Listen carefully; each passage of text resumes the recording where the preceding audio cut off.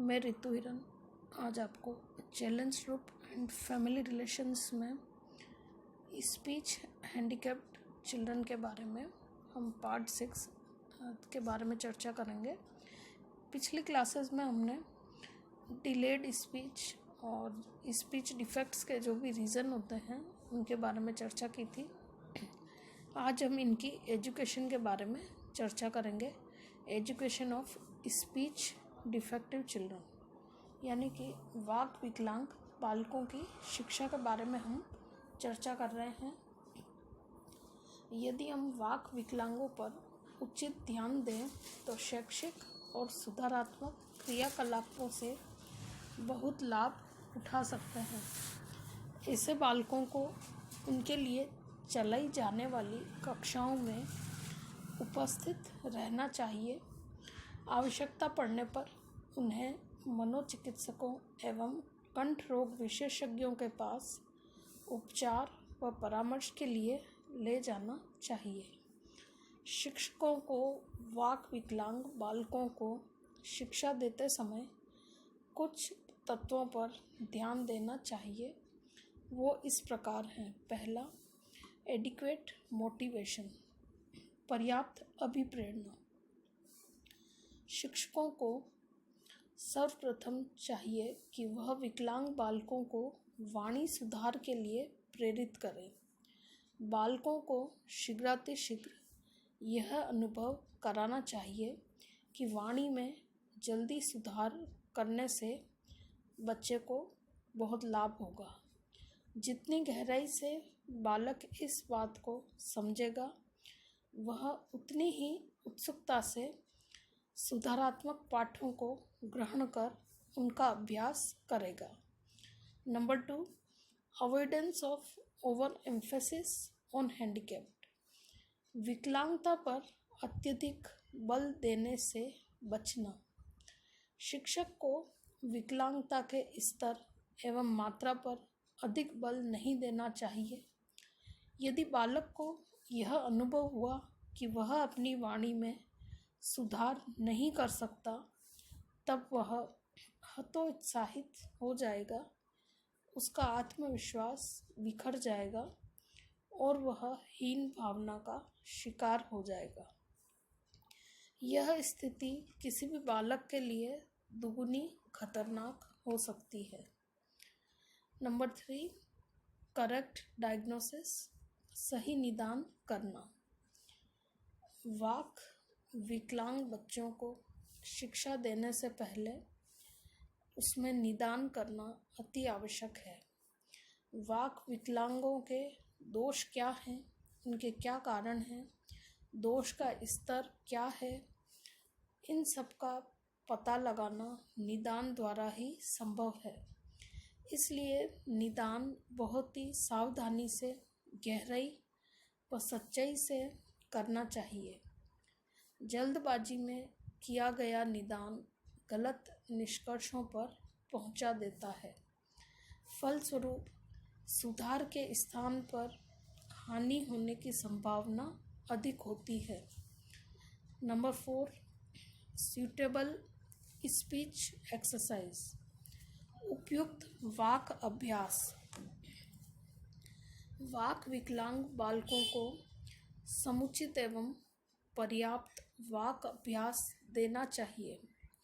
बालक के लिए कौन सा अभ्यास उपयुक्त रहेगा, इसका पता निदान द्वारा चलता है।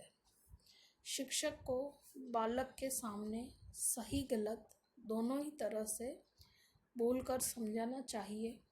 साथ ही दोनों में अंतर भी स्पष्ट करना चाहिए। नंबर 5, अवॉइडेंस ऑफ एंजाइटी, चिंता से बचना। 70 से 80% व्यक्ति हकलाहट या तुतलाहट से ग्रसित होते हैं। यह दोष अधिकतर सांवेगिक कारणों जैसे चिंता, लज्जा, ग्लानि, दुश्चिंता आदि के कारण उत्पन्न होते हैं।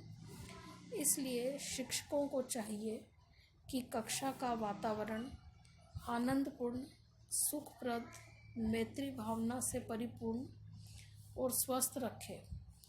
अतः शिक्षक का व्यवहार व कक्षा का वातावरण ऐसा होना चाहिए जिसमें बालकों में चिंता उत्पन्न न हो। नंबर 6, अवॉइडेंस ऑफ एम्बेरसमेंट, लज्जा एवं घबराहट से बचाव। शिक्षकों को चाहिए कि वह वाक विकलांग बालकों की कक्षाओं में ऐसी परिस्थिति को दूर करें कि लज्जा और घबराहट उत्पन्न करती हो। अधिकतर सामान्य कक्षाओं में सामान्य बालक इन बालकों की हंसी मजाक उड़ाते हैं। इस प्रकार की परिस्थिति इन विकलांगों की अपंगता को और अधिक बढ़ा देती है। इसलिए शिक्षक को इस परिस्थिति को ढंग से संभालना चाहिए। बालकों का उपचार मुख्यतः मनोविज्ञान एवं शिक्षा शास्त्र पर आधारित होना चाहिए। जहाँ तक संभव हो बालक के दोषों का पता बाल्यकाल में ही लगाकर उपचार प्रारंभ करना चाहिए। उपचार के साथ साथ उन्हें सामान्य बच्चों के साथ समायोजन स्थापित करने की भी शिक्षा देनी चाहिए। उन्हें सामान्य बच्चों के साथ रहने के अवसर भी प्रदान करने चाहिए ताकि वे किसी भी परिस्थिति का सामना अच्छी तरीके से कर सके। तो ये सब कई सारे पॉइंट्स थे जिनका ध्यान शिक्षक, अभिभावक इत्यादि सबको रखना चाहिए। अब मैं आपको कुछ संस्थान के बारे में बताती हूँ जो इस क्षेत्र में काम कर रहे हैं। अली यावर राष्ट्रीय मूक बधिर संस्थान Mumbai, Ali Yavar national institute of deaf and dumb Mumbai, ये 1982 में एस्टेब्लिश हुआ था। मूक बधिर की श्रेणी भी विकलांगता के क्षेत्र में एक जटिल समस्या है। अतः यह संस्थान इस श्रेणी के विकलांगों को शिक्षा एवं व्यवसाय के क्षेत्र में पुनर्वसित करने के लिए प्रयत्नशील है। मूक बधिर अपनी बात को सुनने तथा बोलने की अक्षमता के आधार पर समाज और परिवेश के लिए एक समस्या है। अतः यह संस्था अपनी विशेष पद्धति द्वारा उन्हें प्रशिक्षित करती हैं और उन्हें सामान्य कार्यों में प्रशिक्षण देकर आर्थिक रूप से स्वावलंबी बनाती है। इन बच्चों को लिप रीडिंग द्वारा सामान्य कार्यों में दक्ष किया जाता है। यदि उन्हें विशेष प्रकार से प्रशिक्षित किया जाए तो इस प्रकार के बालक तकनीकी कार्य के लिए पूर्ण रूप से सक्षम होते हैं। यह संस्थान इन लोगों को प्रशिक्षण देने तथा रोजगार दिलाने के लिए राष्ट्रीय स्तर पर वचनबद्ध है। इस संस्था के अलावा और भी कई तरह की संस्थाएं भारत में कार्यरत है, जैसे कि all India institute of speech and hearing, Manasa Gangotri, Mysore, ये भी विकलांग बच्चों के लिए कार्यरत है।